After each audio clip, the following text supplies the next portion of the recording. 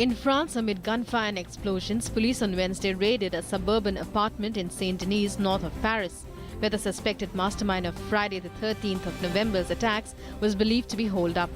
Police say 2 suspected terrorists were killed in the raid, including a female suspect who blew herself up with a suicide belt. 8 suspects have been arrested. However, there is no official confirmation on the suspected attacks mastermind Abdel Hamid Aboud being killed in the raid. In the wake of the recent Paris attacks, the government on Wednesday gave its nod for the time-bound completion of a project to synchronize the database of security organizations across the country after its integration with the key components of the criminal justice system. The Cabinet Committee on Economic Affairs gave its approval for the completion of the crime and criminal tracking network systems.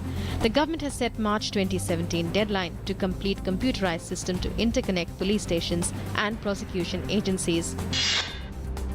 The Union Cabinet has approved 4 projects in the East Coast Railways at an estimated cost of over 8,000 crore rupees. The Cabinet authorized the National Highways Authority of India to decide on 34 stall road projects and has approved 3% interest subvention scheme to boost exports. The Cabinet Committee on Economic Affairs, chaired by Prime Minister Narendra Modi, also gave its nod to the Integrated Criminal Justice System integrating criminals tracking network and e-courts.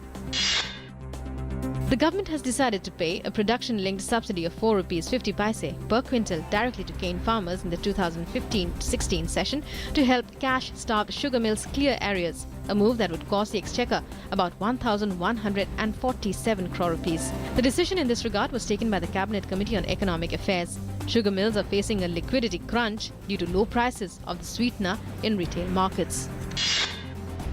The Cabinet also approved a proposal to sell 10% equity stake in Coal India, the country's largest coal mining company.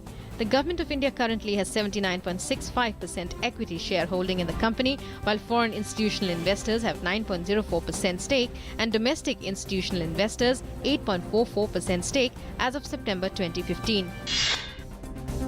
Home Minister Rajnath Singh is in China on a 6-day visit. During the tour, he will discuss ways to boost security ties and end smuggling of arms to northeast militants. He will also call on Chinese Prime Minister Li Keqiang and hold bilateral talks with top leadership to strengthen relations between the two countries. The 7th Pay Commission will submit its report to Finance Minister Arun Jaitley today, recommending an increase in remuneration of central government employees as well as pensioners. The commission was set up in February 2014 to revise remuneration of about 48 lakh central government employees and 55 lakh pensioners. A Mumbai court has allowed police's plea to make Pakistani-American elite terrorist David Headley an accused in the 26/11 terror attack case. The court issued a summons to Headley and directed that he be produced via video conferencing on the 10th of December. Special Public Prosecutor had earlier informed the court that charges against Headley are distinct and separate from the offences under which he has been punished in the US. Over 100 officer trainees of the 2014 batch of the Indian Police Service yesterday called on the Prime Minister Narendra Modi at 7 Racecourse Road in New Delhi. Interacting with the officers, the Prime Minister said that their uniform was a symbol of power and they should ensure that this power is used to empower the common man. The National Security Advisor Ajit Doval was present at the interaction. Justice Tirath Singh Thakur, who had led the Supreme Court bench which delivered a verdict on reforming the Indian Cricket Board, has been appointed the Chief Justice of India. He will take oath on the 3rd of December.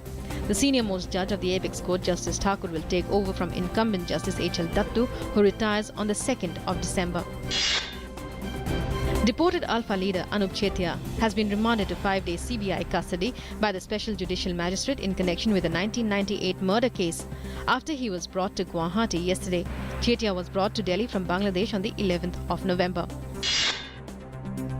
Thousands of people bid a tearful adieu to VHP patriarch Ashok Singhal as he was consigned to flames in New Delhi yesterday. Prime Minister Narendra Modi and many other senior leaders paid tributes to Singhal in New Delhi. 90-year-old Ashok Singhal passed away at a private hospital in Gurgaon, where he had been admitted for serious respiratory problems. The Delhi High Court has issued a notice to all accused in the IPL 6 spot fixing case on Delhi Police's plea against their acquittal by a trial court. The special cell of the Delhi Police on the 3rd of September had moved the High Court to appeal against a trial court's order that let off all those accused by Delhi Police in the spot fixing case of 2013.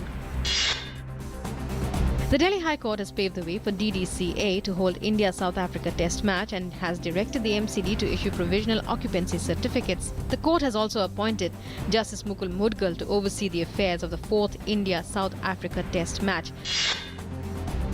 The second test match between India and South Africa, which was marred by rain, ended in a tame draw with umpires calling off the final day's play at the M. Chinnaswamy Stadium in Bengaluru yesterday. It was a record in Indian cricket history that 4 days of play was washed out in a test match.